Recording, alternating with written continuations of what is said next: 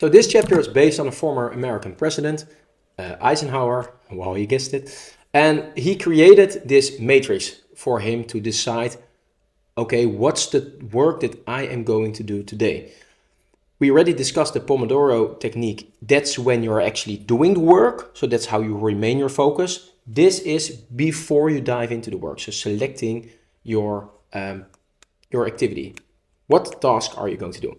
Well, here you see the, let's not draw this time. Here you see the matrix, and in up left, you see what's important as well as urgent. And then if you move to the right, you see what's important, but what's less urgent. Then below is everything that's not important, whether it's urgent or it's not urgent. You will see, research has shown this, that most of the people spend their time in the not important task, so it's not important necessarily for them. And they are often, well, if it's not important, not urgent, it's deletion, it's distraction, it's procrastination, so to say. This would be gaming every day, watching Netflix all the day long, etc., etc. But work press related tasks are more in the blue spectrum. Often you can delegate these things, but people tend to be pressed by the urgent things like, hey, it's urgent, it needs to be done now. But the question is, do you need to do that? Is that actually, for example, on the workspace, is this where you are hired for? Is this your most value that you can deliver? Because there is always some urgent deadline somewhere. So I'd urge you to check with your superior, if that's the case, if your agenda is determined by somebody else. Go in conversation with that person and ask him or her, like, hey, what are you paying me for? What is the value that you want me to deliver? And then focus your tasks around that particular area. Then you will be pretty sure that you're only doing the important things, important in the eyes, in this case, of who you are working for. If you have your own company, or if you do your own thing, if you do not have anybody delegate any tasks to you, then you have the luxury to determine what's important for you yourself. So align with your core values and all those things. However, you would say that the most important area where you want your activities in is the green area, so urgent and important. However, that's not the case. You want to be in the orange area, where you leave the time pressure out of the equation, because if you remove the element of time, it is easier to get into the flow, because time creates fear and fear disrupts flow. You all know the feeling like, damn, I have a deadline, tomorrow I have to do it. That's, yes, probably very productive, but it's too much time pressure. It's not your best work. With a little bit of time, you would probably have done it faster and of a higher quality. And why? That's due to the fact that you can go into the flow state more easily.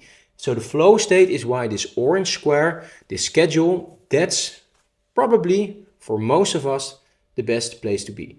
Of course, this is very personal, but if you want to become more efficient, if you want to deliver a higher value out of your hours, this is one of the most used matrices. So to use such an overview, I would say list all your tasks, or in other words, get your to-do list, then classify. Classify category 1, 2, 3, 4, and then 1 and 2 would be the most important one, so to say. So that would be most important urgent, the urgent task, and most important or not urgent.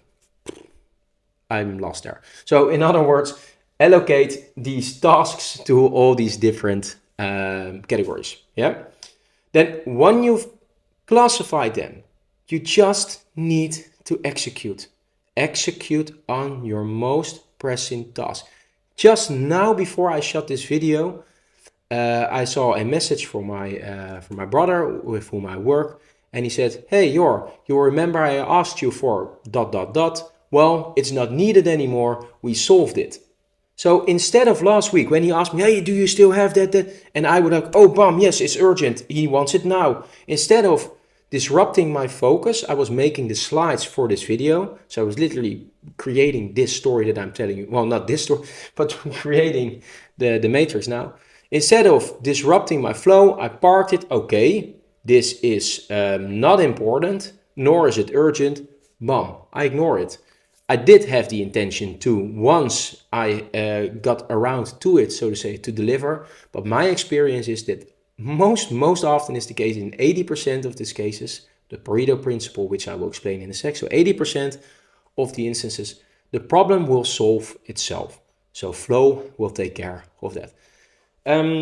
So yeah, this allows you, or in this case, this allowed me to focus on the slides, to produce my value, which I enjoy way more, and will probably help, in this case, my brother in a later phase as well, as this might open doors. I don't know, whatever the future brings for us. I honestly believe that you should trust in your decision making here. So pick what's important for you. If it's important for you, but perhaps there's a mismatch with your employer, discuss it with your employer. If you can't find common ground, perhaps if it's really important for you, start looking for a new job. Because do you really want to spend one of your most valuable resources to do something that you don't think is important? That's a wrap. I'll see you in the next one. Something with Agile.